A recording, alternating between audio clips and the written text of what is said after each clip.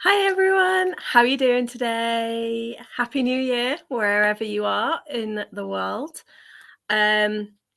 Hopefully you can hear me and see me and everything is okay, but if not, then let me know. Yeah, tonight is just me currently talking to myself, which is always fantastic. But let me just check that I am actually live and working. And of course, somebody else is also doing live sprints. There we go. You can hear me. That's fine. I'm happy with that. So, hey, Chloe. I know that there are some people that are going to be like in and out and not really in for the whole thing, and that's absolutely fine. These sprints are just basically to try and clear some of our last books of 2022, and then I will judge how it goes. Like if in a couple of hours there's still not really anybody on and I'm just on my own, I might end things a little bit early and I might hop on somebody else's sprints, but we shall see. Like if, because obviously I don't really want to see the new year in on my own, so I will see how things go. But for now, the plan is to chat for a couple of minutes now, and then I fully intend by about 1:15 we'll be on our first sprint, and the idea is to do a couple of 30-minute warm-ups, and then we're going to mostly be doing hour-long sprints for the rest of the night. And then at about 5 to midnight we shall tune in to the BBC and the official countdown. So even though my laptop might tell me that it's already midnight, I will wait until the Big Ben countdown goes off. And basically once that has gone off, we will have a little bit of a cheers, a little bit of a toast with whatever drink or snack you've got. And then we're going to pick our first reads of 2023 and get started. And for me, I have just realised I left my book over on the other side, so bear with me.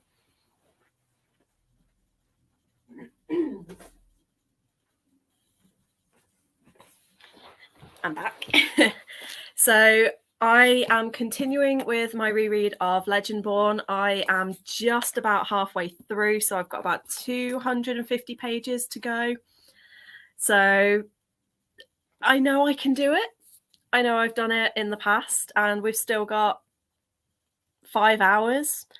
But as well as reading, I will be doing at least one sprint where I will be playing Genshin Impact because I am very behind on my gaming.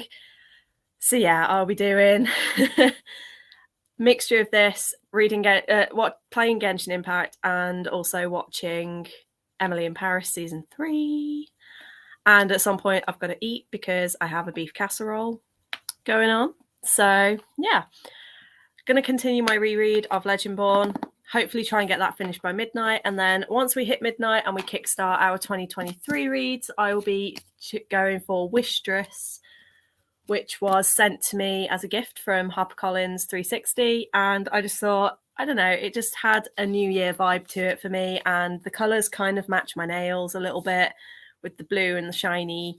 So yeah, I just thought it'd be nice. And I've kind of fallen into the habit now of when I start a new year, the last 2 in a row, I've ended up reading my first book has been an author that's new to me. So I kind of want to keep that as like a little tradition that I do, is every year I choose a new author to me and they are the author that I will start the year off with. So like I said, I'm going to be Legendborn for my last book of 2022, Wishtress by Nadine Brandis for my first book of 2023. So yeah, let me know in the comments what you are intending on reading, and if you plan on being here for the whole night, or if you're just going to be popping in and out, or you're just literally here just to see what I'm about and decide if you think I'm a bit too weird. But yeah, let me know in the comments what you're reading, and in the next couple of minutes we're going to get started on our first sprint. So yeah, bear with me. I'm just going to get the timer loaded up as well because I haven't yet done all of that because I'm smart like that.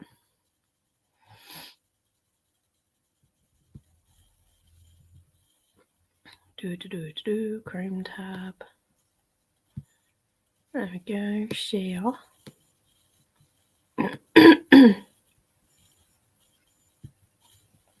And see what ones we've got that I haven't yet seen. Ooh, minimal black. I have not seen that. I'm guessing that's just going to be a black, black screen. Should have probably guessed that one, shouldn't I? And again, not me. Also, I'm aware that the camera quality isn't great. I'm using my laptop screen rather than my what's the word? Rather than my phone. So I'm going to see how I get on. That's really dark. But I may switch to my phone for a slightly better view at some point and get slightly better quality. Ooh, that's pretty. Oh, I can see it. It's just that my screen darkness is really low, so the light doesn't reflect on my glasses.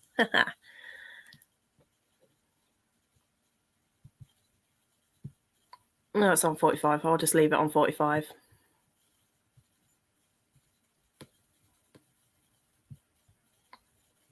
No, I won't. 30. No, 45. See, I'm really good at making decisions. It's like my core strength, as you can tell, right? So, there we go. That's ready. And we have, so obviously we've got Chloe. So, hello, Chloe. We have a Ginty who has just jumped up and is doing something. What are you doing, baby girl? You want to be famous? She's a little bit jumpy right now. She some local morons have already started with the fireworks, and it's only 7 p.m. and they started about an hour ago, and she's very freaked out by it, so she's become very clingy to me, and she's just snuggling in because she's a little bit scared of all the fireworks. So you will see her over here. But we have a Joe. Hello. I've cheated. I added a book into my 2023 book journal as was expecting to finish it tomorrow. I finished it today. Can I still include it in your 2023 reads? I'd be lying if I said I had never done something similar. Like I've counted a book as 2022, even though it wasn't, and things. Completely up to you. I would say maybe count it as a next year as you intended it, or maybe like just reread the last chapter or something tomorrow, and then you could be like, I finished it in 2023. Big decision maker over here, currently trying to figure out what jumper to wear. Something festive, maybe, because it's the last like celebration of New Year. Will you settle down, please? My books are in the way, so she's not happy. We have Lily. Is that right? Is it Lily or Lil? Am I saying it right the first way or second way? Jumpy Ginty, absolutely. Like, she's now squished right into my hip and having a nap. Bless her. Yeah, one of my dogs is not a fan of fireworks. Yeah, I know a lot of animals aren't. A lot of people aren't. And yeah, she definitely does not. She basically spends, well, during the week of bonfire night, she spent most of it either curled up right in at my hip, or she would hide up in the hallway, like between mine and my uncle's bedrooms, because then she kind of felt safe because she was in between the two of us. And occasionally she'll go and hide in one of the cupboards. But I think she's chosen comfort through me today. See, I do have them occasionally, not often, but very occasionally I do have good ideas. Most call me either. That's helpful, but I will go with, like, Lily was my instinct, so I'll stick with that. And Chloe might wear the one your mum got you for Christmas. Is that the one that you showed me? I'm sure you did show me it. I remember you showing me something that you got for Christmas, and it was very nice. But yes, as I said in the messages, because for those that don't know, me and Chloe have become friends and we chat on WhatsApp. And Chloe was having a bit of a crisis earlier about, as we've all done, we have body image sometimes and we struggle a little bit. But as I told her, doesn't matter what you wear, you're still going to be a lovely person and everyone's going to love talking to you. So screw those thoughts and that self-doubt. You're going to be fabulous. And yeah, grey with pearls, definitely. I think you should do that one. It was pretty. Joe, I do enjoy fireworks as long as they are pretty, but I do feel bad for the animals. I'm exactly the same. I turn into a little child when there's fireworks around. I get really excited and I'm like, whee! But then I'm like, oh no, my poor cat. So bonfire night was basically me hugging her and reassuring her in between me running outside and watching all the fireworks. It was an interesting combo.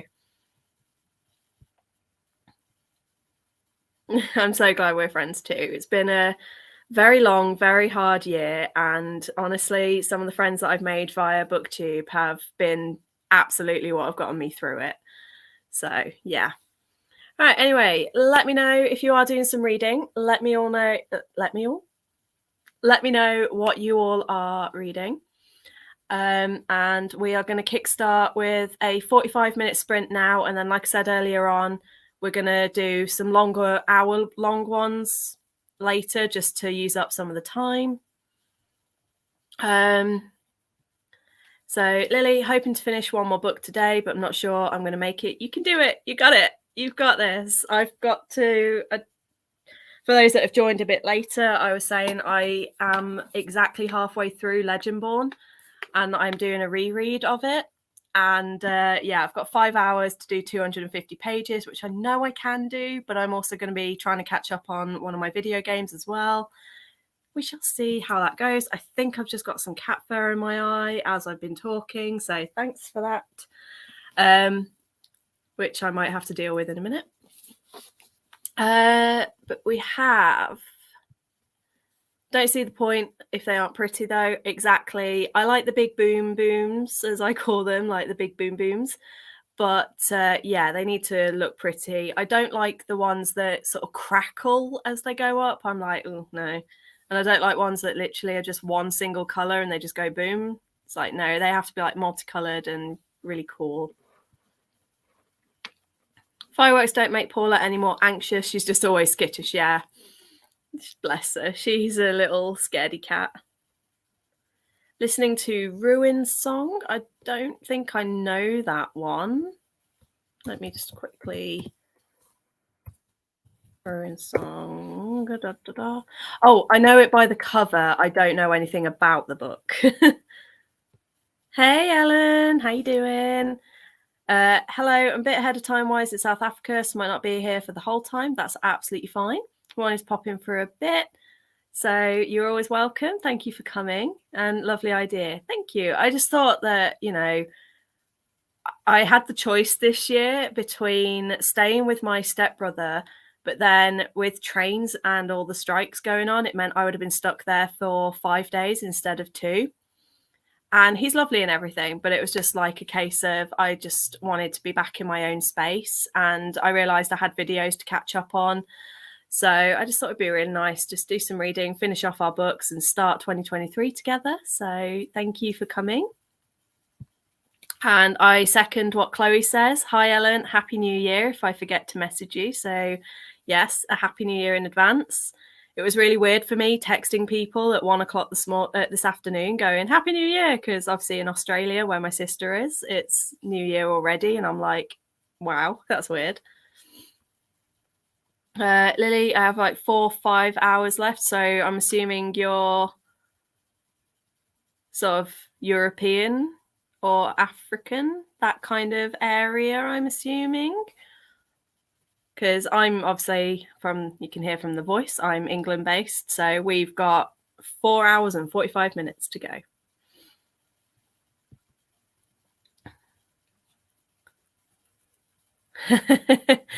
I feel the same. Always awkward about messaging people at New Year's because of the time difference. Happy New Year to you too. Yes, Happy New Year to everyone. If you're not here for the midnight things. So have a great night if you're off doing things. But yeah, it is now just gone 1:15. So I did say that I was going to be done from 1:15. Don't worry about it, Chloe. Like, I'm just glad that you've managed to come in for a little bit. And I'm also really good that, you managed to find a party to go to. And it's nice to go out and be sociable sometimes for other people. I'm happy doing this. Like, I'd choose this over a party any day. But I know you really like being sociable, and I know that you like chatting to people. So I think you're going to have a really lovely night. Anyway, we are going to get started with our first sprint. Like I said, it's going to be 45 minutes to start with, unless you guys would rather do a shorter one as the first one, do a 30 minutes. So let me know in the comments if you're happy with 45 or you'd rather 30. Hey, Hattie, BookTube has been a help to my mental health too. Yeah, definitely. Reading a bit of everything. Perfect Wise by Virginia Nicholson, Let Not the Waves of the Sea by Simon Stevenson, and Mansfield's Park by Jane Austen. Yeah, that's a lot of books. Are you close to finishing any of them, or are you just kind of rushing to get them all done, or are you just taking a very casual, chilled out approach and just you'll finish what you finish when you finish it? And then Lily, it's 2015 here. Got 4 or 5 hours left of the book. Oh, right. Sorry. I thought you meant 4 or 5 hours left of the day. Cool. No worries. 45 is good. Awesome.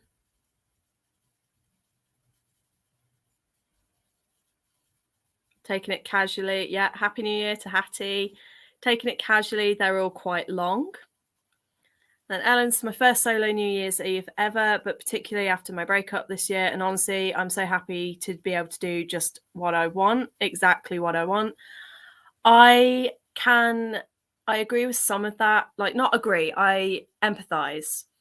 Like, I think this is only my second ever on my own. There was one year my mum was in hospital over New Year's, and so I just stayed at the flat on my own.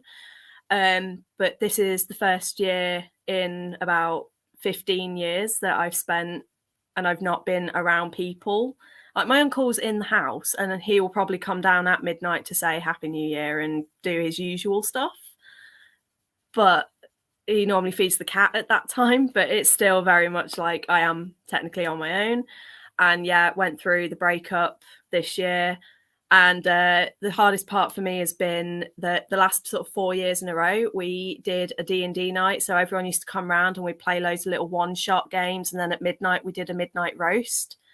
And I miss that. And I'm going to miss not doing that. But what I've got is a beef casserole on in the kitchen that I'll be eating in one of these sprints. And then at midnight, I've got some little mini apple strudel things that I'm just going to put in the oven at about 10. And then at midnight, I'm just going to have some of those with custard as like a little like midnight treat to myself. So yeah. To everyone else, not someone I've spoken to before, attempted to make a Knight's Tale reference, it failed. I'm assuming that's the Happy New Year to everyone.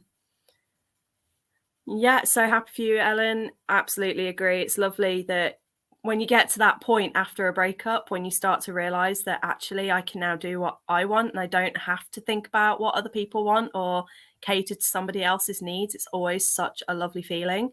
I kind of hit that on Christmas Day. I saw a photo of my ex, and I will admit, it was the first time since the breakup in January that I saw a photo of him and I went, you mean nothing to me. And I just felt really good about myself in that moment. And I've had this really weird feeling since where I'm like, I feel ready for next year. I feel good about next year. I'm not dreading it. I'm not like, I don't have this black cloud over me and the sun is starting to peek through. It's like, yay, get in there. And you too to Chloe. Right, okay then. I think it's about time we start a sprint because otherwise I will talk for Britain and yeah, I don't really want to do that. So 45 minutes and I will see you guys. Well, for Chloe, I know you're going to be heading off So I hope you have a great time at the party, and hopefully you can tune in at points throughout the night. And for everyone else that is sticking around for this sprint, I will see you in 45.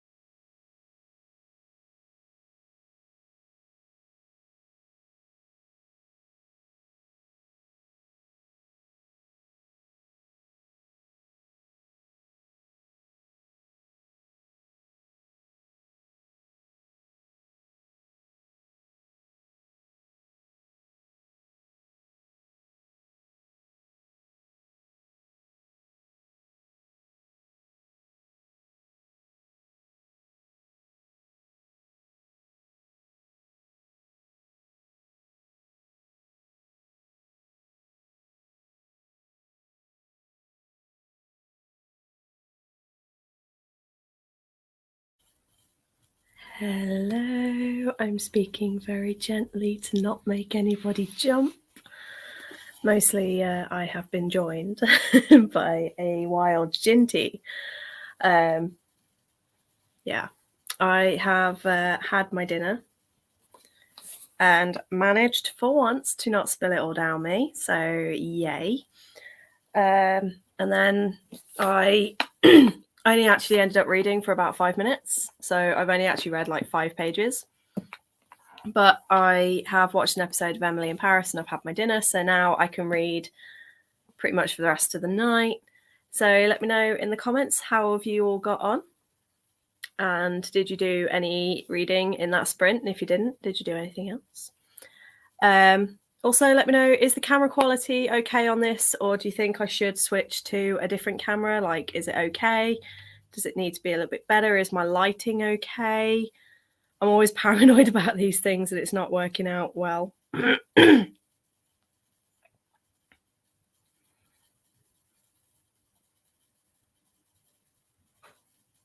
Also, I apologise if my voice and vocals keep going funny. I had a really bad cold a couple of weeks ago. Excuse me. It became a chest infection. And even now, I'm still struggling a little bit with my vocals. And I've just eaten a bit of chocolate, which makes things worse.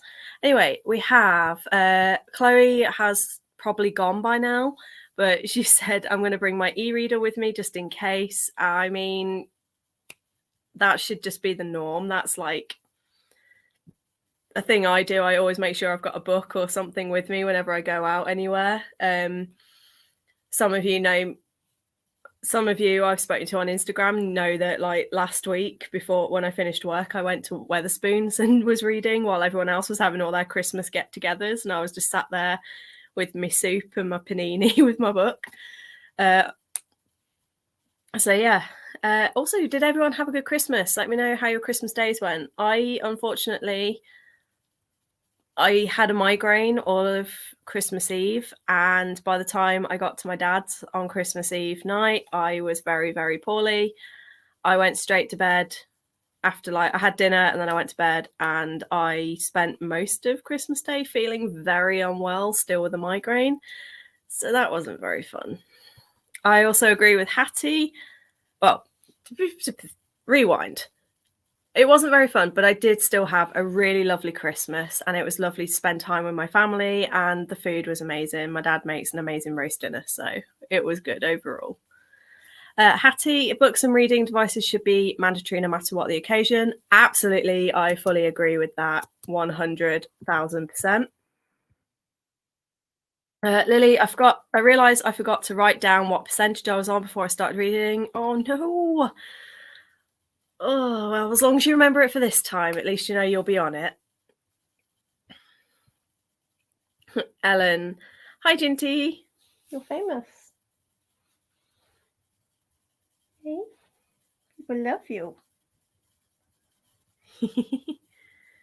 I also have a black and white kitty with similar bat cat. Is that bat cat or black cat vibes? Bat cat. Yeah, she's all right. She's technically my uncle's cat, but in the last few months, she just seems to have decided she's mine. Well, I'm hers now. I belong to her. I am. No. Like, she's fine. It's just occasionally, like, I'll be in my room and she'll just walk into my bedroom and just go, meh, and jump on the bed. And it's like, okay, we're doing this now, are we? But she'll do it at 3 a.m. and it's like, hi.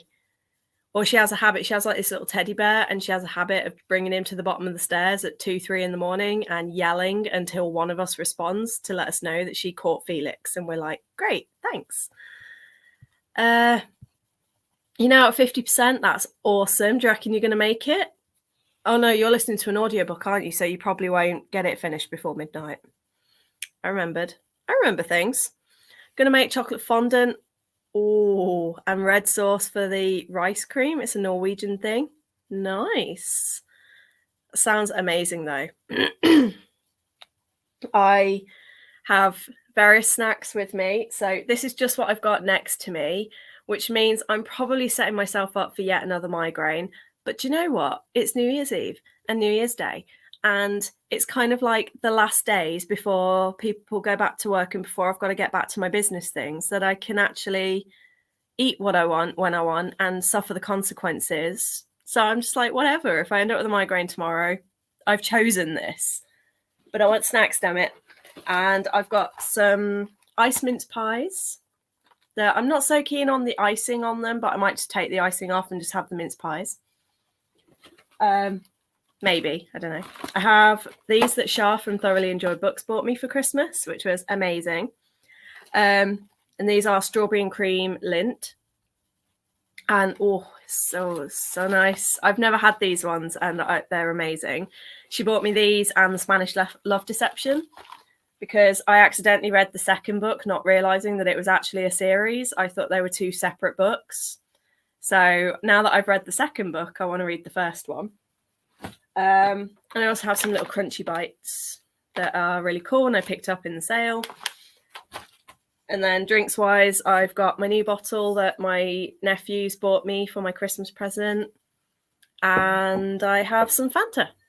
So plenty of fluids to go with the sugars. And then, like I said, later on, I'm going to be having some little mini apple strudels with custard. But I need the stew to go down first. Be right back. Cool. Ellen had my best Christmas in years. It was sunny and warm. My family went for a big walk, and then my dad got to use his fun Japanese table barbecue. Oh, we'd say, I'm not even going to try and pronounce that in like South African, but I'm going to say brai, something. I'm sorry if I butcher this. In South Africa for the first time. I've always wanted to try that. It's one of the things that I really want to go to Japan and try. I am getting it right. It's like the little grill that you put on the table, right? And then you cook food on it. It's not like the stew pot that I'm thinking of that I think is more South Korean. That's so cool. And I'm glad you had a really lovely Christmas.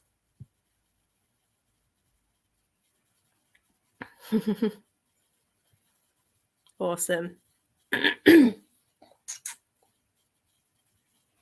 She's pretending that she is too cool for fuss and attention, but we both know the truth.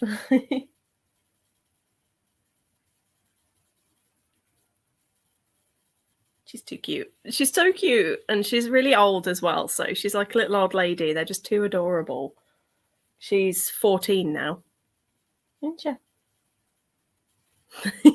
I just got a really glowering look, like, why are you talking to me, human?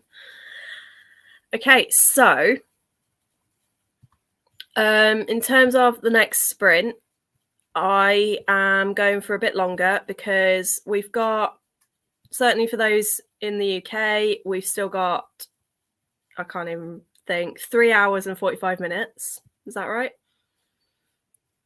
Yep. So we've got 3 hours and 45 minutes. So my plan is to do 2 1-hour sprints with chats, and then that should give us about enough time to do a 45-minute sprint before we then tune into the BBC for the countdown. So yeah, that's the plan for that. So the next sprint, like I said, is going to be an hour long. Apparently I pronounced it perfectly. Awesome. I'm really trying, like, I'm learning Japanese, and that's one of my big goals for next year, is to get to the point where I can maybe take my first proficiency exam. And the big thing that I want to work on more than anything else is pronunciation, because it's like, yeah, like when I'm watching Emily in Paris and they start speaking French, it's like, yeah, I can speak French very vaguely.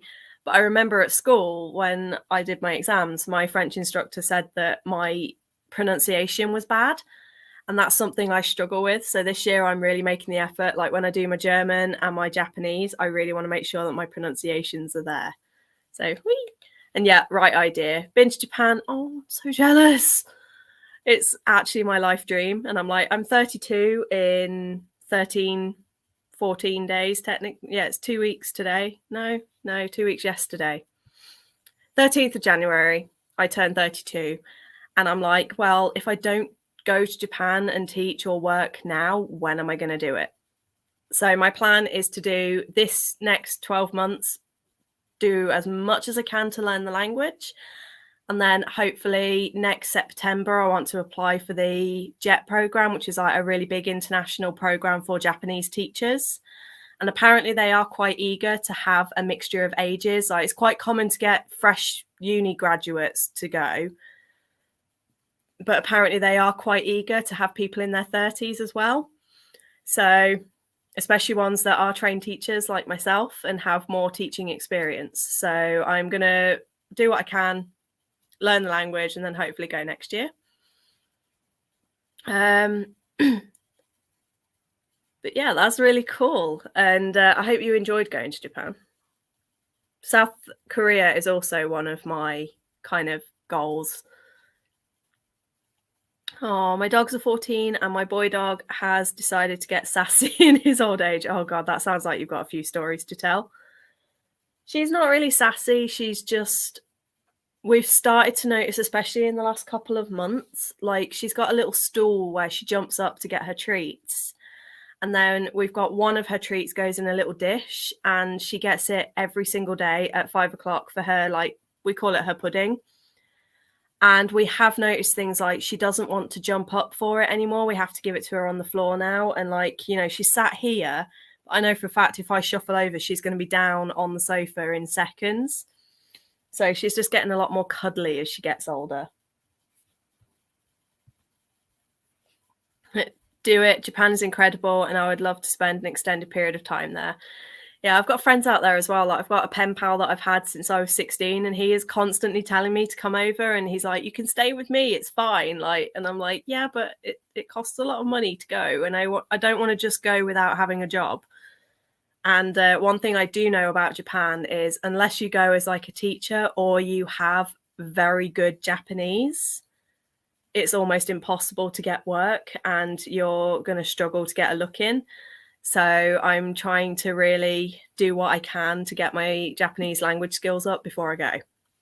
But yeah, I'd like to go for a minimum of 6 months, maybe up to 2-3 years if I can, but we shall see. I've also applied for New Zealand. They're not really taking a lot of applications on at the minute because they still haven't properly opened up after COVID, you know, that thing that I don't want to say because YouTube for some reason doesn't like it. But the thing that caused the panorama of the last couple of years, New Zealand haven't quite opened up their borders properly yet. So even though I have the teaching qualifications and the experience to go, there's just not any jobs and opportunities to go at the moment. But I've signed up for them to notify me when they do reopen. And again, that's another place that I'm considering applying to. Australia, ironically, would be quite an easy one for me to get into because my sister lives out there and could act as like my sponsor. But no, thank you. No spiders. I'm good. I can deal with snakes. Fine with that. Spiders, nah. And from what I've understood, New Zealand spiders are on par with English spiders. So I can deal with those. Right. Anyway, I have jabbered on and we are at 20 past. So I think it's a good time for us to go on to our next reading sprint. Let me know in the comments if you're changing up what you're going for. If you're changing your reading, let me know. And if you are going to be heading off during this sprint, then again, just let us know and let me know where you're heading off to. But yeah, 100% with the spiders. Nope. Just no, I just do not want to do them at all. Like, no. Snakes, fine. I used to have a pet snake. I'm fine with those, but anything with more than 6 legs, I get a little bit scared and freaked out. Anyway, we are going to get started on our next reading sprint. So 1 hour, that will take us to 20 past 9, bit of a chat, and then we'll get on to the next one. So enjoy your reading. Hopefully we'll all make some good progress, and I will see you in 1 hour's time.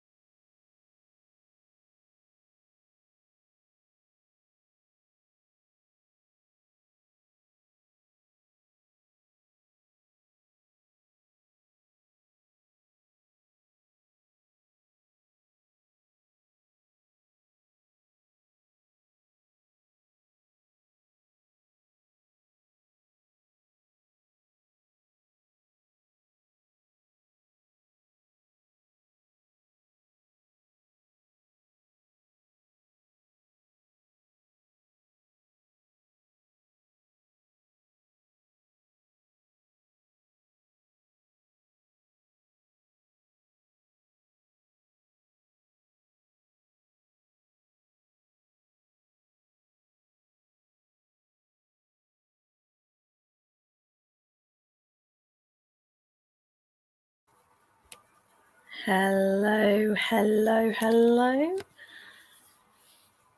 That, I don't know about you, but that was a very fast hour. Yeah, that seemed to go very quick. But let me know how you got on. I managed to do 80 pages. I started that sprint on 262 on page 262, and I finished it on 342. So I just read really that much of the book, and I'm kind of in shock at how much I managed to do. I think because it's a reread, it's not so bad. I'm just like skimming the pages. I'm not reading every single word, and I have different sort of speeds that I can read at. I've got like a reasonably average speed where I just sort of read quite slowly and I make sure that I'm reading each word. I then have like my semi-fast where I just kind of like read a little bit quicker. I might miss one or two words on each line, but I get enough to know what's going on. And then I have what I call my super speed, where literally I can just skim an entire page in about 10 seconds flat. And it means that I can sometimes miss some of the more subtle things, but it's enough to just give me what I need. So this was a book that the first read I was very, very slow with. The second read, it started off slow. I'm still confused. There's, you've got pages, knights, squires, scions. It gets very confusing, and it could do with like a little guide in the front that just sort of helps you to understand what's what. Like maybe at the front page have a structure thing so we know what goes on and how. Because in the back it just has like the bloodlines and what they all are. It doesn't actually give you like any sort of help. So yeah, it's a very confusing book, but it's so intricately written. But my favorite character in this by far is Cell. I just really love him. Tortured emo boys are just like a big thing for me. And I don't really like goody goody two shoes like Nick. I just don't like him as a character. And the romance between Nick and Bree in this makes me a bit uncomfortable. Because she is a 16-year-old who would have been in high school but got onto an early college program. And it just makes me uncomfortable that she's a 16-year-old would be in high school and dating a 18, almost 19-year-old. But it just makes me a bit uncomfortable because I am a high school teacher myself. Like that's what I'm trying to do. And even seeing one of my 16-year-olds with one of the 18-year-olds, it's just a weird dynamic. But especially when it's set at university and she would have been in high school, it just makes me uncomfortable. And I'd rather her have been about 17, nearly 18, rather than just turned 16 in this. Yeah. Maybe I'm just being old-fashioned and weird, but yeah. I am definitely enjoying this far more though. The first time round, it was about a 3-star the whole way through, and it was like the last third of the book that bumped it to a 3.5 or a 4-star.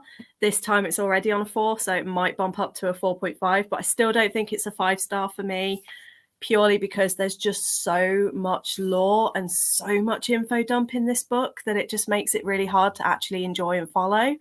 But now we're past a lot of the info dump, we're getting more interaction between the characters. I'm like, yes, that's definitely my thing. I'm a very character-driven person. Anyway, that was a bit of a rant that I didn't expect to go on. I apologise. We had Beth popped in. I don't know if she's still around, but she just wanted to say Happy New Year to everyone. Hope it's a lovely one and your 2023s get off to a calm and happy start. Well, I don't intend on my sprints going to screaming everything is awful and apocalyptic. So hopefully my sprints can start your New Year's nice and calm. But also, if you are still around, Beth, Happy New Year to you and Happy New Year to everybody. If you have already entered 2023, let me know in the comments. What's it like on the other side? And I think a couple of you are quite close, aren't you? I think there's Ellen, you're about half an hour away, I think. Is that right? I think you're a couple of hours ahead, maybe, or I could be getting myself very confused. Anyway, Lily managed to read to 60%, so 10%. Awesome. While making the sauce and fondant. That is impressive. That's awesome. Well done. I'm surprised that I actually did read for the whole hour.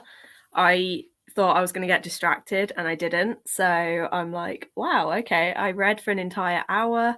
And then my plan is going to be in the next sprint, I want to read to this bit, like part 4, which is page 372. So it's only about 30 pages. So I want to read that and then play a bit of Genshin Impact to sort of break up. Otherwise, I'm going to end up giving myself a headache. Ellen made risotto. Ooh, yum. And watched a chunk of Julie and Julia doing a Nora Ephron mega rewatch. We'll start reading again in the new year. Excellent decision. Hope you're enjoying your rewatch. And then Hattie, were you on earlier? I'm sure you were here earlier. Yes, you were. I'm getting myself confused. Been reading Perfect Wives by Virginia Nicholson, very expansive, and Let Not the Waves of the Sea by Simon Stevenson, very emotional. I think Plant-Based Bride read Let Not the Waves. I'm sure she read that this year and loved it. I could be completely thinking, but I've heard that book come up this year and I know someone read it and really loved it. So, like, very emotional, but they also really loved it. Let me know in the comments just to get a bit of a feel for people's reading habits. Are you more, when you read a book, are you more intrigued by and driven by character plots? So more character-driven novels, or do you prefer more lore, world building, info giving, that kind of novel, or one that's just purely focused on the actual plot? I've worked out in the last year, I love character-driven novels. My favourite books this year have all been ones where the plot might not be so great and there's not a lot of world building, but it just has really great relationships with characters. And like I was saying with Legendborn, like there was a bit that I've just been reading where there's 2 characters, Cell and Bree, who have started to properly interact, and I just love their interactions because he's just so sarcastic and she's just like, she kind of matches his energy quite a lot. He's angry, she's angry, and he's like the only person that she can let that anger out to, and I just really like it because it's got a really interesting dynamic. And I am absolutely a character person. I've read The Greatcoats by Sebastian de Castell this year, and honestly, it's the relationships between the characters that have kept me reading it, because that's a book series that does have quite a lot of, I feel, unnecessary info. And yeah, I do like world building, don't get me wrong, but I like when the world building is quite sort of organic and you sort of learn about the world as you go. I don't like where it's like with this, where literally you get one person and for 20 pages, they're just telling us all the history and background and things. Not so keen on that. I just like it when it's kind of, you learn things about the world as the plot develops and it just feels more natural, and that I'm just like a movie. I'm absorbing the lore of the world as I read. I'm not so fond of when they make a very good point of going, oh, here's now a segue where we're just going to talk about the history or the development of this. And it's something I'm kind of guilty for when I write and things. And I'm like, yeah, I need to dial that back and make it feel a bit more natural. I'm trying to think someone that did it. Girls of Paper and Fire, I think, did it fantastically well. That we had a tiny bit at the start of the book where it was a bit info-y, but then after that, everything we've learned about the world has just felt really well flowed, and it's introduced at the right time. Ellen, half an hour away from 2023. Oh, got your champers, got my cat, going to sit on my balcony for the proper moment. Nice. Don't get too cold is all I would say. Although I don't know what the temperature's like for you, but yeah, try not to get cold. And you'll probably see in the year after we've started the sprint. So happy New Year. Hattie says that she likes a bit of both. Although I hate unnecessary info dumping. Yeah, I'm with you on that one. It's just like, yeah, okay, why could we not have learnt that a different time? Or why did you even need to tell us that? Footnotes, that is a huge turn off for me. Nevernight by Neil Gaiman. Not Neil Gaiman, the other guy. What's his name? Jay Kristoff. Nevernight by Jay Kristoff, I ended up DNFing because there were just so many footnotes that had all the world building in. And I was like, this is unnecessary. I don't need all this. If you can't write it into the book as part of your plot, you clearly don't need it in the book. But that is another rant for another day.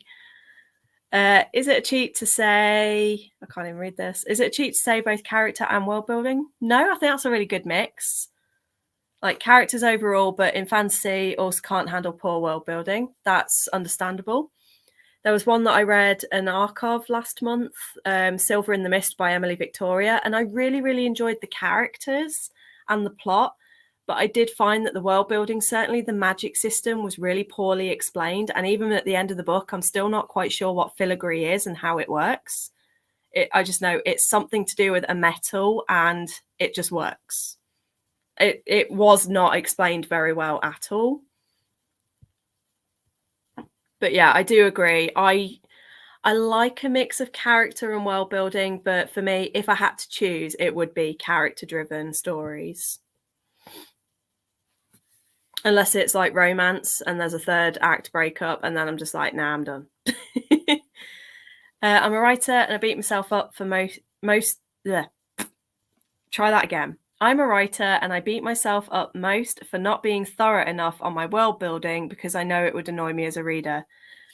I have the opposite problem as a writer in that I try to do so much world building that I forget that I need to put more character things in, and especially in my, there's one story that I'm writing that's set in the Viking period. And because I am a history enthusiast and I spent about 3 years doing research and stuff for this book, like when I was in Iceland, we had a free day to do anything we wanted. And everyone else went to the local pub. I went to all the museums and I was sat there making notes for my novel. So I find it really hard to like not make my novel sound too much like a history book at times. But it's like I really want to make things historically accurate and I really want to explain certain cultures and customs that happened back then. And try to include things that you don't see on TV or very often. And it's just like, yeah, this is starting to sound a bit too much like a textbook now. So I need to reel it back and make it more about the characters. And it is so hard to do that. And I've also got an Alice in Wonderland retelling that I'm working on, which is quite nice because at least with Alice in Wonderland, you can take a lot of inspiration from what's already out there. But then the final one that I only started planning this year is a steampunk setting. And that I've completely started from scratch. And I'm like, oh God. Like I'm at risk of just making this a book about the world. But yeah, writing is hard, people. Hi, Mel. Thank you for joining. Happy 2023. I know you guys are almost half a day or about half a day into it now, aren't you? Well, yeah, no, almost half a day into it. But I hope your 2023 currently is going really, really well. And you had a lovely night last night. Not sure if you were planning to read Babel. Oh, no. But the footnotes really annoyed me. No! Don't tell me that. Oh, I didn't know it had footnotes. Okay. Confession time. I don't know if I actually want to read Babel or if I have been kind of persuaded into reading it because there is so much hype around it and that it's kind of made me have a bit of FOMO. Because I'm not a Dark Academia reader, but I have decided that next year I really want to try more Dark Academia. I think The Raven Boys, I was told, counts as it, and I ended up soft DNFing the first book in the Raven Boys series. And then I can't think of any others, but I know I have read a couple of books that are classed as Dark Academia, and I didn't really get on with any of them. But I'm determined to try and find at least one. So I have decided, and I have put Babel on my birthday wish list. So I have decided I'm going to get it. It's just, I don't know if I actually do want to. Alice in Wonderland retelling, that sounds amazing. Yes. I'm not going to go into too much detail on it now, but essentially my premise is that Alice and the Hatter ended up married. Alice fell pregnant, but there was some complications that meant she had to return to her own world in order to sort of, save the baby and get some medical treatment that she couldn't get in Wonderland. But she was unable to return to Wonderland. And so her daughter Hattie has grown up in our world, but because she's been torn apart from the magic of Wonderland, Alice starts to go insane. And so all Hattie has ever known is her mum being in and out of psychiatric units and hospitals, and that she claims that she's the Alice from Alice in Wonderland, but nobody believes her. But then shortly after turning 16, Hattie returns home one day to find that there's a man who kidnaps her mother and transports her back to Wonderland. So she now has to follow into Wonderland, try and find her mother, only to find out that when she gets to Wonderland, there is a new ruler who has placed a curse on everybody. So nobody actually knows who Alice is. So now she's got to reconcile the fact that her mother wasn't lying. She's got to try and find her father and break the curse on everybody while trying to find her mother. And yeah, it's complicated, but I'm really loving reading it. And she has a pet cat called Ches, aka Chester, aka the Cheshire Cat. And yeah, he's my favorite part of this book by far. Because, when she's upset, he's just like, are you okay, mummy? And things, and it's really cute. Anyway, I will stop blabbering. It's 8:30 a.m. So yes, awesome. Well, happy 2023. And I'm glad you had a lovely day and a lovely night. Just hope we haven't put you off here. Just starting Babel today. I really hope I like it. Just trying to finish off 2022 book, As Good as Dead. Oh, is that the Sookie Stackhouse book, Southern Vampire Mysteries? Have I got that wrong? Because I know I read that series and I'm sure that's one of the books. Am I right? Am I wrong? Is that Charlaine Harris? Let me know. But if it is, then awesome, because I used to watch True Blood. It was like my obsession, and I read all the series when I was younger, and I used to love it. Although I tried to reread it again about 2 years ago and realised that actually Charlaine Harris's writing is a bit trash. So I was like, not as good as I remember, but I still love the series. Love the two Loved the 2 Dark Academia books I've read, so fingers crossed. Fingers crossed to you too. What are the books that you have read? Sounds amazing. That retelling sounds good. Thank you. It's a slow process, but I'm excited. And my writing group got very excited about it when I put because I've already written the blurb for it. I love writing story blurbs and summaries. It's one of my favorite things to do. I'm rubbish at coming up with book titles, but I'm really good at coming up with blurbs. So yeah, I'm hoping to do a good job with it. Melanie, I've never heard of them, so I am going to wait. Did I just spell that wrong? Melanie Cellier, not Collier. I will look her up on the next sprint. My favorite author for retellings is Christina Henry. I've read 3 or 4 of her retellings now, and every single one has been incredible. Trying to think who else is I love. I can't really think off the top of my head. But Christina Henry is absolutely my go-to for retellings. And I tell people, if you like really dark, adult, gritty retellings, absolutely Christina Henry. Alice is a masterpiece as far as I'm concerned. If any of you have been on my channel, you know I love that book. Trying to think. I've got loads of them upstairs. The only thing that I've struggled with is Peter Pan retellings. I've yet to find a Peter Pan retelling that's blown me away. And I'm like, I find that Alice in Wonderland tend to be my favourite retellings. Even though Alice in Wonderland, the story, I didn't really enjoy. Yeah, I love the retellings. It's weird.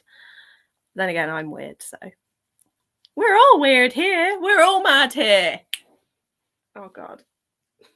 It's not even 10 p.m. and I'm not drunk. So welcome to life with me, guys.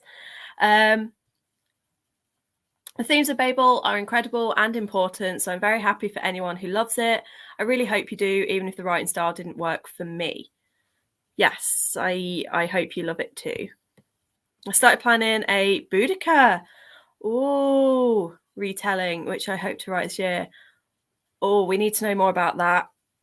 I mean, if you want, I can send you a link to join me and you can come and tell everybody about your retelling and join us if you like. That would be awesome.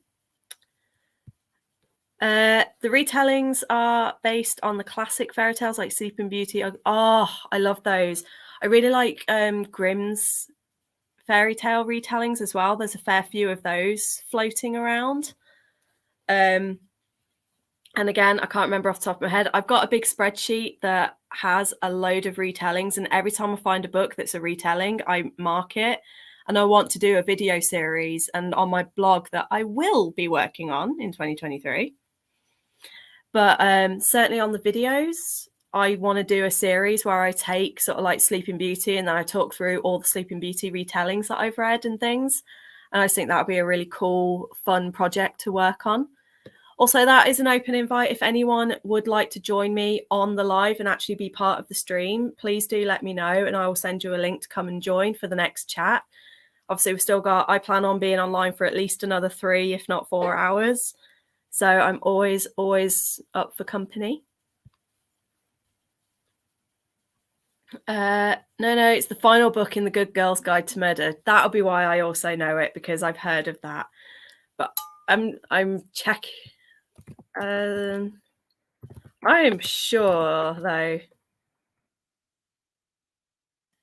Charlene, nope. Okay, it must be one of the Sookie Stackhouse books. Must have a similar title, like I think it's like We're All Together Dead or something. That's probably why. Same on the book titles. My novel has had like 10 different titles at this point, and none are good. I feel that my Viking story started off extremely different to what it is now. And back when I first started planning it, I gave it the name Dreamwaker because the original idea I had for it was a modern woman and her Viking ancestor. And something happens that when she was awake in the modern world, she was in the modern world, but every time she fell asleep, she transported into the body of her ancestor. And then whenever she was asleep as her ancestor, she was awake as herself. That got very complicated very quickly. And it's now, the book that it is now is completely unrelated, as books are wanting to do. And so I still call it Dreamwaker, even though it has nothing to do with the rest of the series. And now I'm like, I can't even think of any other titles for this book. So I'm just going to get somebody else to come up with the titles for me and I'll just go with it. Crossing your fingers. Well, fingers crossed. Not dressed for a live show, still in my PJs. Honestly, I'm in my PJs right now. I probably should put more of a care in my appearance, but hey ho. But yeah, the offer's there if you want it at any point. But also, yeah, pajamas are just so snuggly and cuddly. I'm thinking in the next sprint, I might go and put my like proper pajamas on because these are just like my lounge clothes. But I might go put like I've got a pair of pajamas my brother bought me for Christmas. So I might go put those on. I bought my copy of Alice in Wonderland in Tokyo, and it has manga-style illustrations. Ah, that sounds so cool! And yes, Lost in the Neverwood completely broke me. It made me sob. It was so emotional in all the best kind of ways. Unfortunately, though, even though it did give me that reaction, I adore Aidan Thomas. Like, this is an Aidan Thomas stan channel, but you could tell that because Cemetery Boys was meant to be their second book released, but the publishing house loved it so much they ended up pushing back Lost in the Neverwoods to push Cemetery Boys first, like to be released first. And you can tell with the writing that Lost in the Neverwoods was their first book, because I felt the writing itself just wasn't on par, and the plot was a little bit, there was something missing from the plot for me. So I did enjoy it. It wasn't like I didn't like it, but there was just something that didn't quite hit me in the same way a lot of other retellings have done. I've also tried Darling Girl by Liz Mikowski this year, which I almost DNF'd because it ended up being nothing like I expected. I've also read Hook and Crown by Nicole Knapp, which again I DNF'd at 75% through because it just was not great. So yeah, I really want to get a peek. I've got 2 upstairs that I plan on reading next month, and I'm hoping one of them is going to blow me away. I've also been spoiled because I love the TV show Once Upon a Time, and especially the Peter Pan season. It's just so good, and a villainous Peter Pan is just I love it when he's the bad guy. So yeah, I just need to find the right one. Not really sure where exactly I'm going with the book, so it's not really ready for discussing yet. No worries, but when you do, I absolutely would love to hear more about that. I am from Mercia, which is the part of England that Boudica ruled over. And so we have a lot of places around where I live that are named after her. And growing up, certainly in Atherstone and Tamworth, which are the 2 places that I am closely associated with, we used to go on like day trips to the local museums and things because they were all like dedicated to her. So obviously for me, she's even more of a hero because I grew up with like all the local legends of her, and so I'm always fascinated whenever anyone does like a Boudica slash Boudicca, whichever one you want to call it. But yeah, it's awesome. It's about 1 hour 15 minutes to midnight here, if I'm not wrong though. Awesome. So very soon for you. Not as soon as Ellen, but soon. I don't mind being on if you need company. Like, if you want to come on, I am more than happy to send you a link. Are you in the Instagram group? Because I can just forward the link there, I think, or Twitter or something. I need to do that. My dog's going to be so scared. Oh no. Yeah, my cat is on the chair next to me, and at one point during that sprint, some fireworks went off and she growled at them. Like, I have a cat that growls all the time. Like, the window cleaners come round and she growls because she hears the ladders, and it's the cutest thing ever. But yeah, she started growling at them and I was like, oh no. I didn't love Lost in the Neverwoods.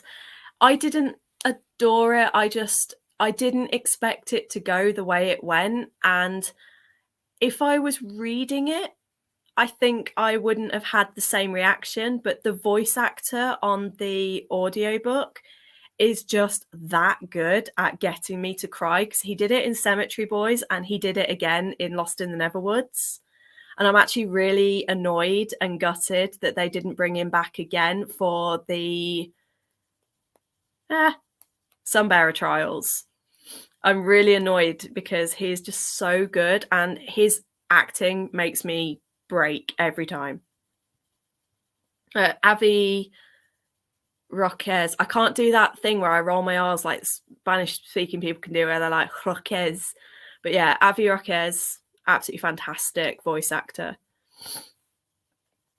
When writing, I've come up with some very stupid titles in the past. It's like a rite of passage. Yep.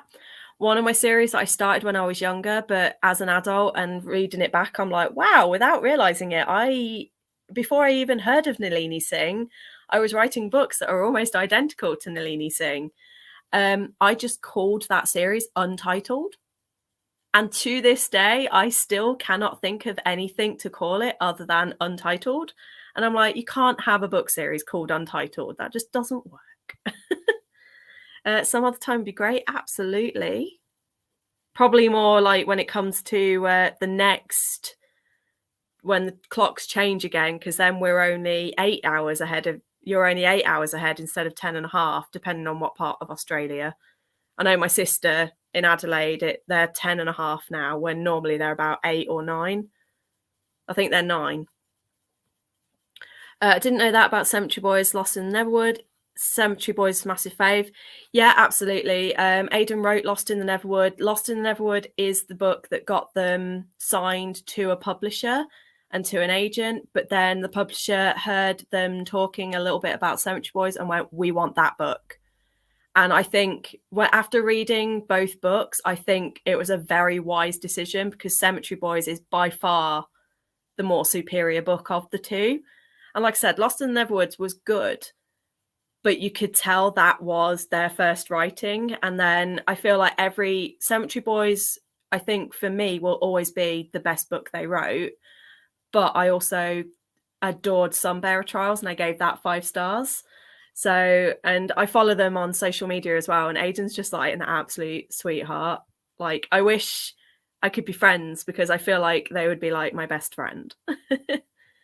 Might hit you up for some info if that's okay. My knowledge is about 20 odd years old by now, but I am more than happy to find things out for you and can happily pull up some local resources and things. Not a problem. I think I'm going to go with Boadicea, actually. Yeah. I quite like the name Boadicea over Boudica. I don't know. Boudica just sounds weird, whereas Boadicea sounds powerful. I don't know. I'm weird. Yeah, in this group, cool. Then in the next sprint, I will send a link so you can join if you wish. 9 hours apart is definitely easier. Yeah, because then at least if you're on at sort of like 7 p.m, for me, that's only 11 a.m. and things. So that's a lot easier to do. And when I'm on at 7 p.m, you'll be asleep, which wouldn't be a good idea. But yes, that would definitely be cool. Right, okay. I ended up chatting for way longer than I expected there, but this is some really awesome stuff. And I do love chatting, so like I talk too much normally. But I do need to get a little bit more reading done. And yeah. Do we want to go for another hour and do the same as we've just done, or do you want a slightly shorter sprint, or even if you want to do like an hour and a half sprint and get some real serious last minute reading done, let me know. So 1 hour, no, 45 minutes, 1 hour, or 1 hour 30. Let me know in the comments what your preference is. I am happy to do any of those. And like I said, in the next sprint, I'm going to start off by getting into my PJs. I'm going to grab myself some tea or something, because I think I need something that doesn't have as much sugar in.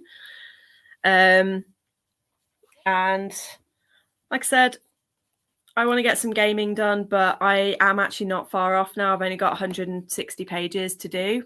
So I want to get on and do that. All right. Hour. Cool. That's 2 for 0. So 1 hour we will do. So that will take us to 5 to 10 in English time.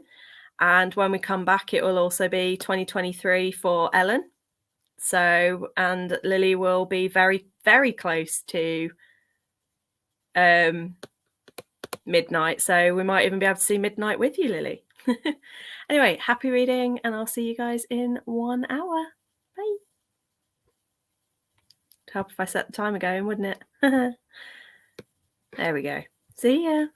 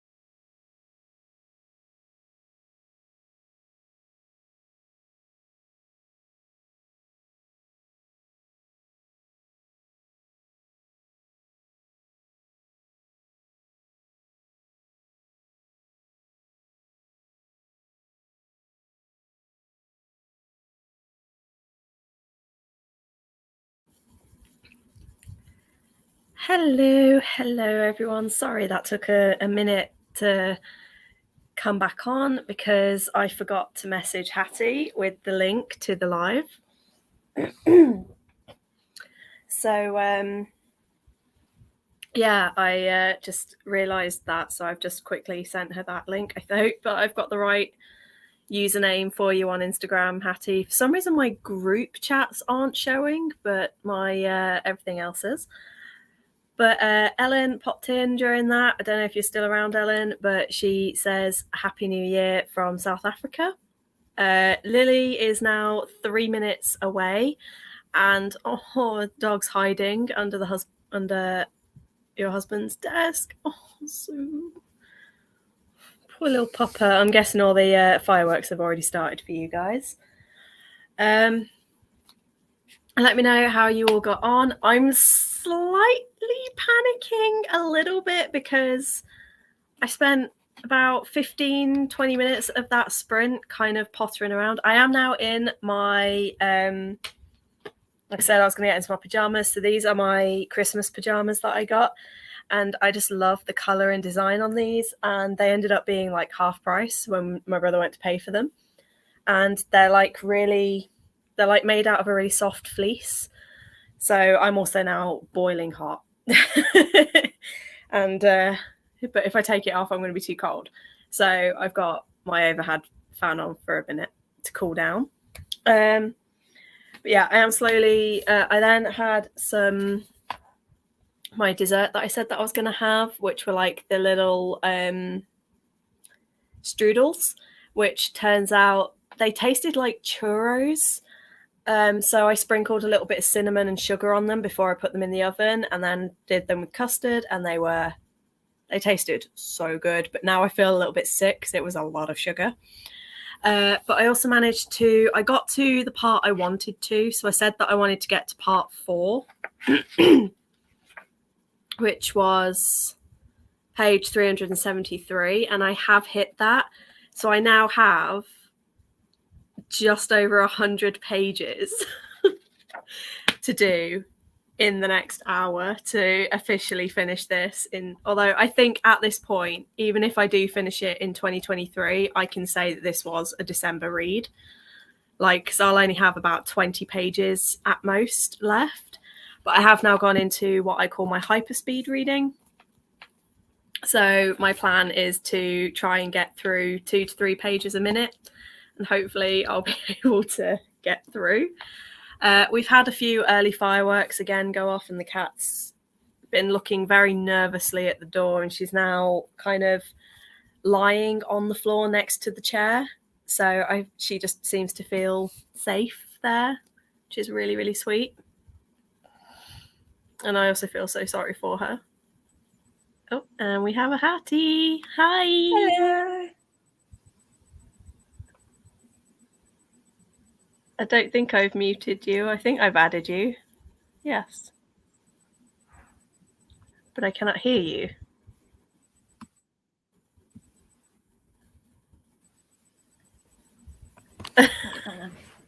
Oh, there we go. We can hear you now. Trying to see what I can do. Okay. Hello. Hello. And welcome.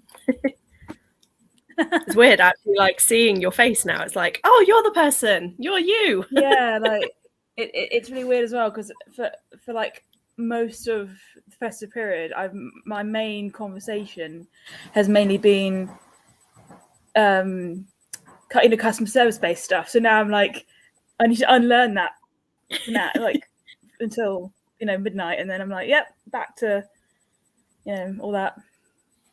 Yeah. The whole oh, hi, how's your day been? Are you ready for Christmas? Have you got any last minute bits? Yeah, I worked in retail. It was not fun. Happy New Year, Lily.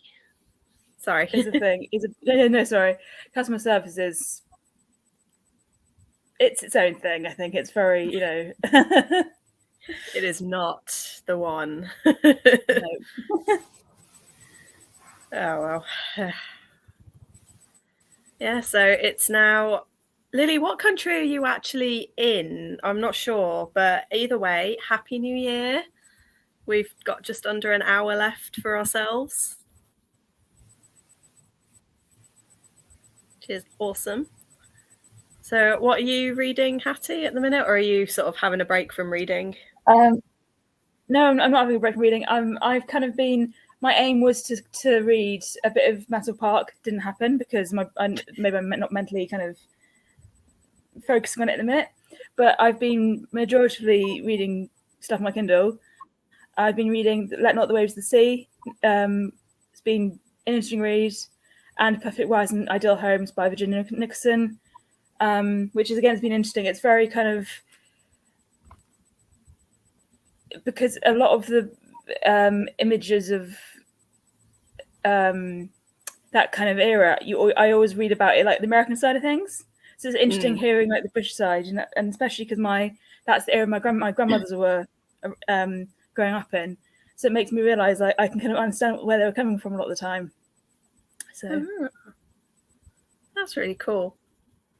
I always find it interesting when you get to hear the other side of the history, and it's like, wow. Like when I went to Berlin, we spent one of the days, we went to this museum that we thought was only going to take like 2 hours, and 6 hours later we finally came out. And it was just so fascinating to see their side of what happened with the war and Hitler. And it really was so eye-opening. It's like, wow. Very much so. Like it definitely makes like even visiting, because Victor Hugo, who wrote stuff like Les Miserables and the Hunchback of Notre Dame and all of that lovely riveting stuff, he was an exile in Guernsey for many years, and I lived in Guernsey before I lived in Southampton, with the Union between as well, and I visited his house earlier this year, and again it makes you understand like his writing and why he was writing and how he was writing and his kind of thought process.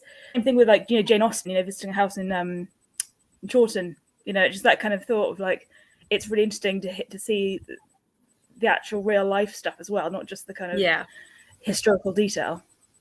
So. Yeah, I remember, I can't remember where it was, but I went to Wales with my dad when I was about 7 or 8, and we went to the home of this like famous writer. Can't remember the name of them, but I just remember we had to like climb down this, like the house was like built into the cliff face, and it was actually like a really steep walk to get down. Oh, wow. And I just remember thinking like, that author 150 years ago did this exact same trip. Like, I wonder if the first time he did it, he had the same feelings and thoughts that I'm having. And when I was sat at his desk looking out, I was just like, wow. Yeah. I had no idea who this author was. I still can't remember, but I just know that I was I've got a feeling that might be where like one of my passions for writing came in, was just the idea of you can sit anywhere and just look out on the world and be transported.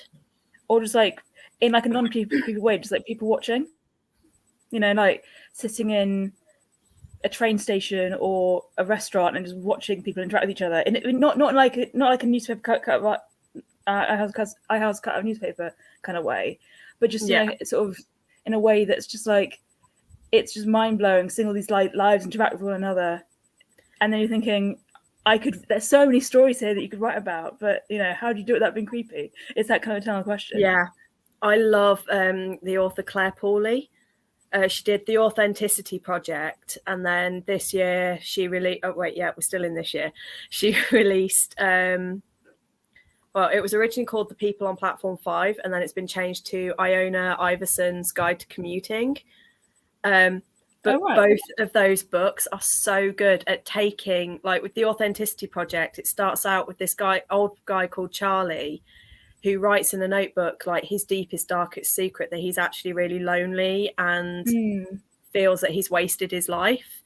And then he leaves it on the table, and the cafe owner finds it, and she adds her entry about she's worried that she's going to be childless and that she's doomed to never find love. And then it gets passed on, and then eventually all of these people end up coming together. And cool. It's just so cool reading it. And then with the other one, it's a group of commuters on the train. and they all have like their opinions of what each other are. And then on one of the days, one of them chokes on a grape, and Iona like saves his life. And that sparks a conversation. Then gradually through the book, more and more of the commuters on the train start to talk and become like a family. And I think it's really lovely. Oh, that sounds really interesting. Actually, it's just like, because I think that, you know, I'm the sort of person who I have been known to chat to people on trains, but it's not a thing I do a lot. But then again, it's just interesting, you know, just seeing again how people interacting and how the different narratives are unfolding, and just thinking, you know, this is really interesting. And yeah, you know, like, that's just pretty cool. Especially like, I mean, I went ages ago, like earlier this year. I got chatting to a woman, got chatting to me in a laundrette, but it turns out like she was just like, the conversation went on for ages. We like, and then, you know, it turns out like she'd had such an interesting life, and it was just like, but at the same time, I didn't want to be, because I was like, oh, you need to write down your life story, but you don't be going like, yes, you need to write down your story right now, otherwise I'm going to, you know, be very, you know, disappointed. I'm going to steal your life. Yeah, exactly. I'm going to destroy your life. 85, I'm going to destroy your life. And yeah, it's really interesting, but at the same time, I'm also kind of just like, yeah, I just want to sit in the corner and read my book. That's just kind of why I do that all the time. So yeah, I'm the same. I mean, I went to Devon in last January, and I was really antisocial. I was, there's like an open mic night, and I'd sat in the corner, read it and listened to music in like one ear and read my Kindle, and I was just like, that was fine. So luckily the people I was like hanging out with, like they all knew each other socially, so it wasn't like I was just talking to people randomly. I mean, not talking, you know, I wasn't being antisocial deliberately. Yeah. So I did get chatting to people through that, but it really depends, I think, on the social situation. But yeah, there's nothing. Yeah. It's not too good with sitting there thinking, oh my god, I've got no book to read and these people are boring. I use like, because I haven't been diagnosed yet, but we are 99% certain that I'm autistic, and I get really overwhelmed in social situations.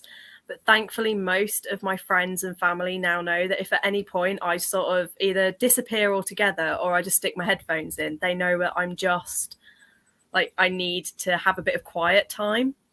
So literally over Christmas, there was like one point where everyone was watching Home Alone, and there's me sat with my book. Like, I was in the room with everyone, but I was ignoring them all, reading my book, because I was just like, nah, socialed out now. I just need to, like, I had a migraine as well, which didn't help, but I was just like, nah, not doing it. I need sleep. Yeah, I need to read. I need to re-engage. I mean, I've had relatives like that. Apparently, like I had a grandmother who was like that, and an aunt, a great aunt who's like that. And again, like they'd just sit in the corner and read a book. They'd sit on the sit at the table during family meals and read a book. You know, I'm just like, yep, I know where I get it from. Yep. So yeah. Bear with me, I'm just editing the timer, trying to make sure that we don't like go over midnight. That would be like really annoying. Would be just like still here at 5 a.m. Oh god, no! I've promised my uncle that I will stop talking by 1. Because yeah, he was like, oh, I don't mind, just don't be up too late. And I'm like, it's fine, because the walls in these houses are like that thin. They're even between next door neighbours, it's like that thin. So we have to be careful with sound, it travels. But I did pre-warn him that I'm going to be live till about 1 a.m. and he was like, yeah, whatever. Just don't be too noisy. But I think what I'm going to do is I'm going to set it 45. We'll get started now, and then that'll give us about 4 minutes before midnight. And my plan will be, when we come back, I'm just going to like live stream the BBC and go by what that says. And when that tells me it's midnight, I'll be like, woo. Oh, fair enough, yeah. Back to books. Back to the usual. Yeah. So, yeah, you all right with that? Yep. Cool. Right. So anyone still watching? 45 minutes, and we'll see you at just before midnight to get on with the countdown. Enjoy your reading.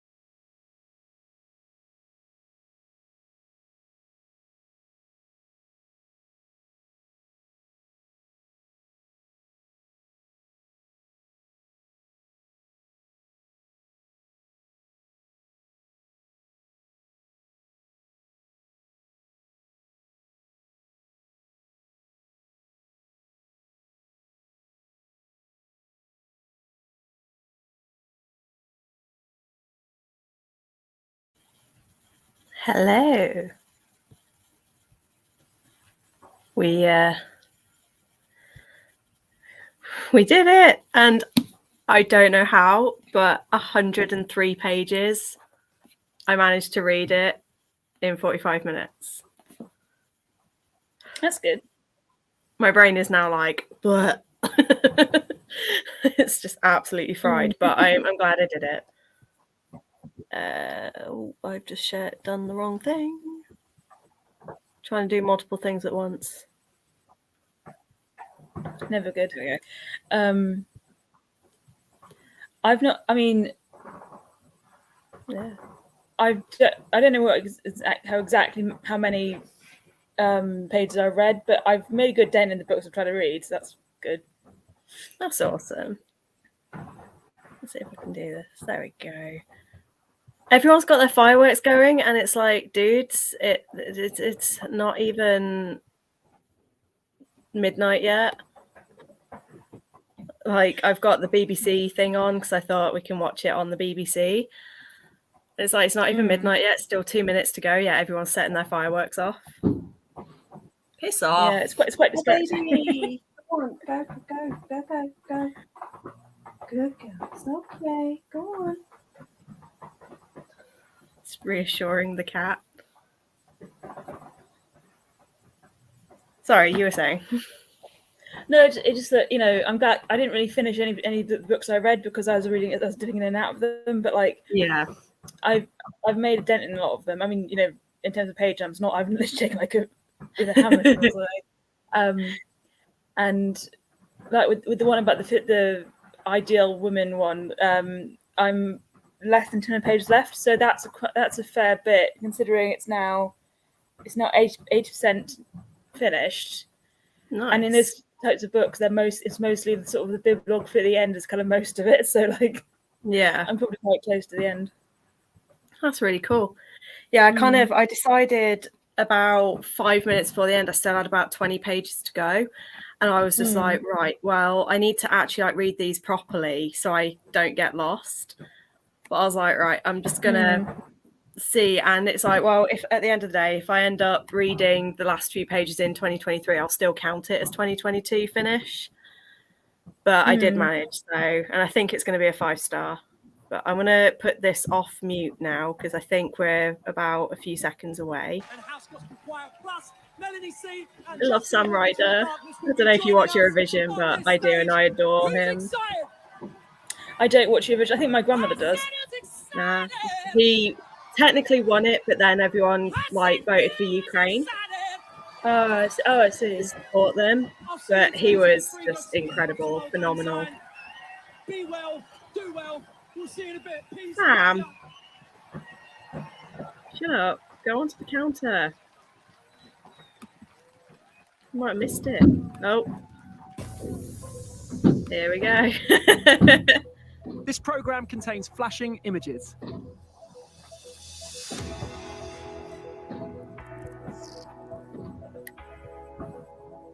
I don't go by my phone or anything. I go by Big Ben.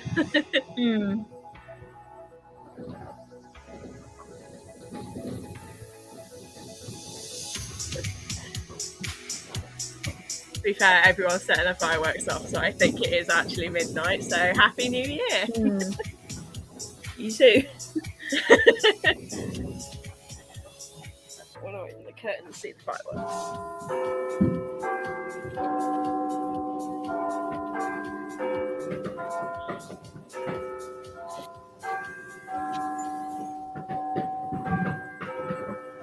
Probably aren't any going off now.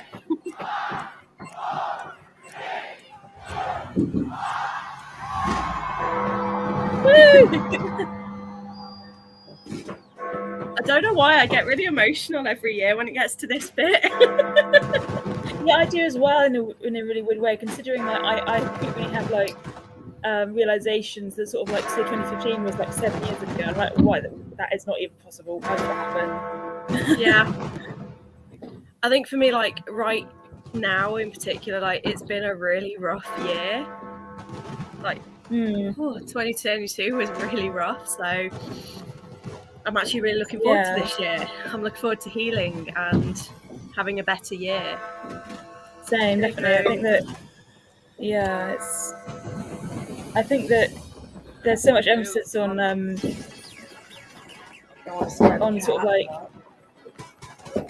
what we can, what you know. Well, I'm going to go out the front so I don't scare her too much. Oh, Whee! Oh my god, the floor's wet and I'm in socks.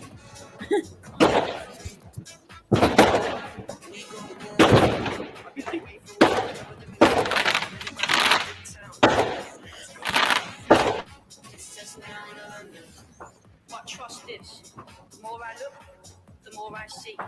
There's so much Happy New Year. more I'm going to be. What a year. There weren't even that many fire. One fire night. Is it too bad? Is it bad where you guys are, or is it not too many people out?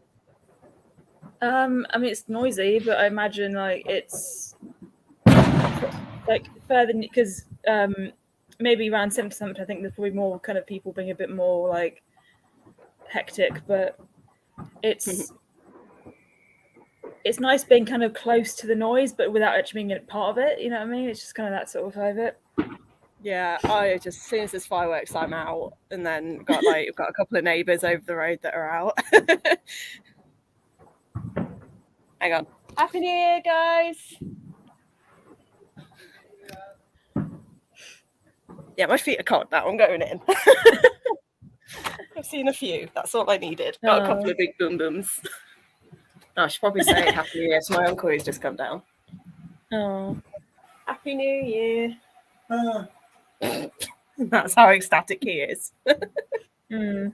To be fair, that's me most years. I'm just like, Yeah, like oh baby. Cat's growling. oh. Yeah, I think it really depends on the year, but a lot of the time, like I think 2020 to 2021, that was a really weird year for me, like because like for lots of personal reasons, it was kind of like not very nice. Yeah, like that Christmas and January time, that 2021, that was a bit of a yeah. So I think that it's good that people are positive about like what they're going to achieve, but at the same time, I think that as you said, I think that there should be that people should feel very valued if they feel like they can say, oh, I want to use 2023 to heal, rather than be like, oh, I want to learn how to do this and that and the other. Yeah, like I've got some goals that I want to do in the year, but I don't want to do this whole like New Year's resolution, I'm going to lose weight and do this and do that. I don't want to have like set goals. I've just kind of set loose goals for myself. Like the only set goal I've got is I want to decorate my bedroom. Because at the minute it's like purple and I want it to be more autumnal neutral colours. But it's just sort of like I want to work on my languages. I'm trying to learn Japanese and German, so I want to work on that a little bit, and I want to just work on recovering and just rebuilding myself. Yeah, that's a good goal to have. Yeah, nothing's too set, but ones that are still actually achievable without being quantifiable. Because like I've been trying to unlearn like lots of very toxic kind of things about body image as well. So I think if I turn around and said I want to lose 5 stone in a year, I'd be like, yeah, that's going to take a lot of like mental unwinding. I think that's the thing is a lot of people tend to like when they set goals, they go for things that you can track and measure. And I think that's actually a really bad way to set goals, certainly like for yearly goals. Like just go for things that are more like, instead of saying I'm going to lose 5 stone, just say I'm going to lose weight. So you've not got that, or if you're going to do that, I think I think I'm going to feel more healthy by the end of the year, or something that's not so goal driven. Yeah, like I was saying to my mum once, like I think that's probably a goal I need to carry through, but saying I don't want to be losing weight. I want to kind of try a different thing, like if there's like a new thing that like not a new thing, but like if there's a gym and thing here, like where I live or whatever, I've tried that rather with intent to have fun, rather than be like I want to lose weight and I agree. But I think go on. So, sorry, there's a slight delay, and also I can't really, So I'm kind of if you feel like I'm interrupting, I'm not trying to be rude. I'm just kind of trying to, I think my kind of main goal was just to read more because I got my Kindle as a present for myself last year, so I pretty much achieved that. Obviously, I read more than so the first year I read more than I have done. So that's good, I suppose. That's awesome. Yeah, just like, and then but then also I've also got to read the books I've got like already, the paperbacks and stuff like that. So yeah, that's another little. I had my best reading year ever this year. Like every year since I got back into reading in 2019, it's gotten better. So 2019 I did 66 books. Last year I did 67. This year I've done 88. Oh, that's And good. I'm just like, how did that happen? Like, Yeah. apparently heartbreak meant I just disappeared into my books. And I couldn't function on any other level. So for literally 2 months, I read like 15 books in each month at the start of the year. While I was reading, I wasn't thinking about that. Yeah, I mean, I've had sort of not I mean not in the same level, but at the same time I've kind of had like stuff doesn't like when stuff doesn't turn out as you expect, and then like back when I was a student, like in 2016, that sort of stuff happened, and then I went and wrote a play for a university showcase, and I was like, that it was nice that I wrote that, but I don't want to be having to wait for like emotionally exhausting stuff to happen to write stuff and think I am actually proud of this. I want to kind of write and also be like, I can achieve that without hurting my emotions. It's just, yeah. I struggle to write I used to write fan fiction all the time. And I've realized when it comes to my novels, I am better. But when I write fan fiction, I tend to write best when I'm depressed. And I've noticed like one of my sort of internal signs of my depression starting to get bad again is when I suddenly start to get the urge to write at like 2 a.m. And then I'm like, wait, hang on a minute. We know this. We need to sort something out before we sink into that depression too hard.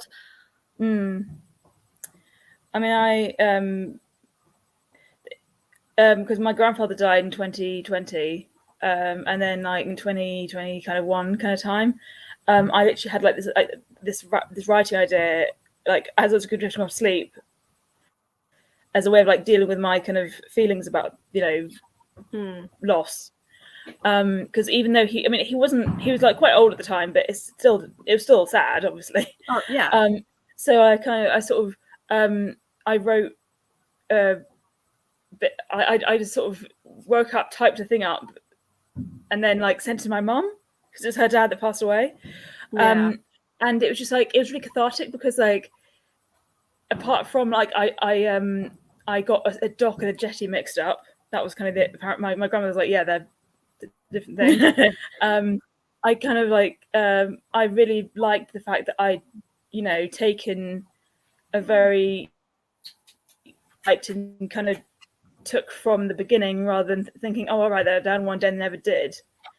So yeah, I feel like that sort of stuff's great, but I don't have I can see why if you get that idea, those kind of ideas all the time, and they're not all good, like really in the morning, I suppose there's always a chance that you'd be writing like a self-insert because it helps you, but it makes you worse because you're focusing on it, I suppose. Yeah. It's one of the reasons why I've tried to stop myself from doing my writing when I'm low, because I'm trying to now associate writing with when I'm good.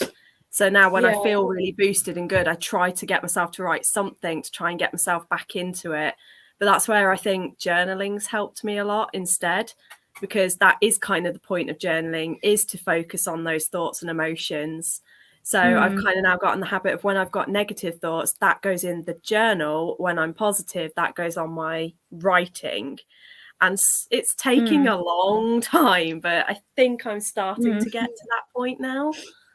That's good. So, yeah. Yeah, I know we're saying, I assume you're probably going to continue your reads that you've been doing. Is that Yeah. correct assumption? I have Yeah. decided to change my mind because I did have a book picked out, which was Wistress. Oh, But nice. we were talking earlier about retellings. I went upstairs and I picked out all of my books that I have that are retellings. Oh, And nice. That's good. yeah, so I've decided on swapping, and my first book's going to be a Peter Pan retelling. Oh, that's cool. I read a Peter Pan retelling recently, and it wasn't very good. So I suppose if there's a good one, then Please don't tell me it was this one. no, it's not. Oh, thank God. It wasn't that one, but yeah, it was just it was very weird. The fact that the way that the sort of the slant they'd taken on it was like I didn't like the fact that it's obviously it's you know it's core, it's like a children's story, but the sort of slant they were taking on it was like what's the word reverse harem story, and I was like, that's not really the right genre to have for that kind of story because it doesn't really fit. That's It was aged up. It was aged up, obviously. I'm not like, yeah, but that was just like it was just not a great book. And then it was just like, yeah, luckily I read it like a day because I just was sick of it. But yeah, I just. Well, this is the one of all of the Peter Pan retellings that I've either previously read or have. This is the one that's giving me the most hope, and the blurb gets me excited. So fingers crossed. But I'm going to set the timer. I said I was going to do 45 minutes, which will take us to 1, which is when I wanted to wrap up and be finished. Yeah, I think otherwise, any more than that, I think I'd be drooping. Yeah, I would probably be falling asleep. So yeah. If anyone is still reading and still watching with us, then please let us know in the comments what you're going to be starting your 2023 reads with.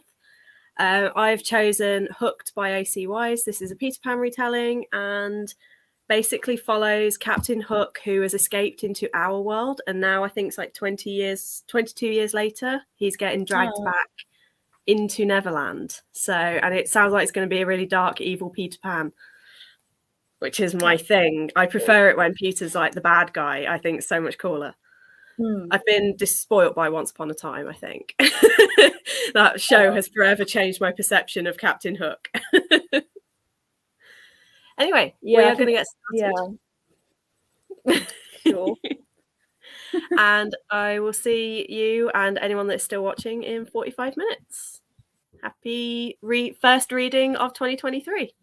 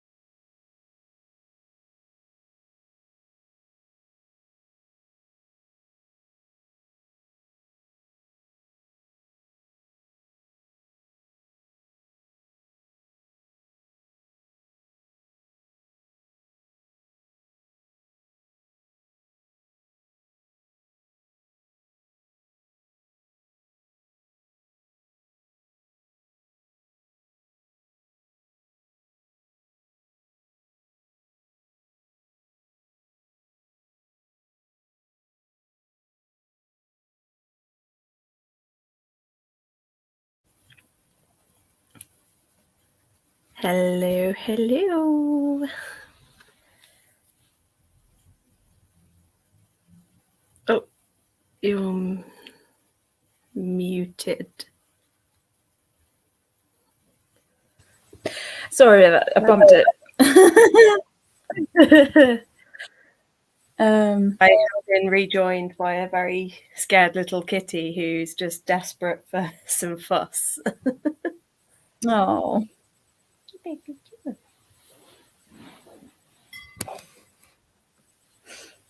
you say hello? How did that one go for you? I'm actually very, very, very nearly finished the Perfect Wives book, and it's actually really emotional at the end because it kind of winds down and it kind of the author kind of explains what happened to everyone because it kind of follows several women over like the 1950s in like various social classes and stuff like that, and it in the afterward it kind of follows up what happens to them. And I was literally just like emotional, and I'm like, oh my god, it's only 2023, and I'm just like, oh my god, emotions, feelings. Oh dear. Yeah. I've gotten to like page 30, and it's definitely a different style of writing. It's written in what's the word? It's like a really weird tense because it's not in past or present. I think it's present tense. It's like Hook walks over to the bureau and draws his sword. That sort of thing. Oh god. Which that always takes me a little while to get used to when an author chooses that. And the writing is quite sort of, it's very visual writing. I call it flowery writing because it's very heavy on the imagery and the metaphors. And sometimes I feel like they can do that a little bit too much to try and make it seem more sophisticated than it is. Very much so, yeah. Yeah, but it's in 30 pages, it's already got me intrigued. That's and good. I'm looking forward to it. But I think I've hit that point where I'm just really tired now. Same. So, I think I was drinking the last one. Yeah, my eyes nice were starting to go cross-eyed at one point. I was like, okay, I need to put the book down. Yeah. I think I probably, if I'd be reading Mansfield, I mean, nothing is Mansfield Park, but I think if I'd been trying to read it in the last session, I'd be like, I've read all these pages and I've absorbed nothing. Yeah, that's basically what I'm doing now. So I was like, right, okay, I've reached that. I'm now gonna, before I go to bed, I went to do my Goodreads goal for the year, but that doesn't update until America have hit 2023. Oh god. So I've just updated that where I can. I've reset my story graph because I was way behind on that. And one of my goals this year is to actually keep Storygraph updated for once. Oh, that's good. So I've done what I can to get those ready. I'm about to do Legendborn on my core pile spreadsheet, and then I'm going to bed. Yeah. Ow. After trying to break my wrist. But yeah, if anyone is still watching and it's not just the two of us, thank you so much for joining in. And thank you to Hattie for joining. It's been lovely having a chat. We'll have to do this again sometime. Definitely. Yes. Basically, anytime I go live, I'll just be like, here's a link if anyone wants to join, hop on. Yeah. Like Chloe was going to be on with us as well, but then she got invited to the party and it sounds like she's having a really great time. Like she's been sending me photos of cats, so she's happy. I'm sure we'll hear. I mean, I'm sure we'll. It'll be, talked about in the next. Fully in the next. Like in the group chat. Yeah, in the group chat, and when she's live next, she'll probably talk about it a bit as well, which would be nice to hear. Yep. But yeah, I think we've both kind of reached our reading limit for the night. Yeah. Just like, Well, I'm going to sign off. Yep. But thank you again for joining. It was really lovely getting to see a face to a name. Yeah. Not a name to a face, wrong way around. That's right. And I've just realised I've been streaming for 6 hours. Bloody hell. Oh God, That's no the wonder longest I've streamed. no wonder you're a bit kind of like, oh. Yeah, because the longest I normally stream for is about 2.5 to 3. So yeah. Oof. Wow. Anyway, Anyway. happy New Year, and I'll You see too. you soon. Yep. Bye. Good night. And yeah, thank you anyone who is here and has tuned in tonight. If you're playing this back or anything, again, happy New Year to all of you, and I'll see you soon. Well, I'll see you later today because I'll be uploading a video later today, which will be my goals for this year. So keep an eye out for that, and I'll see you soon. Bye.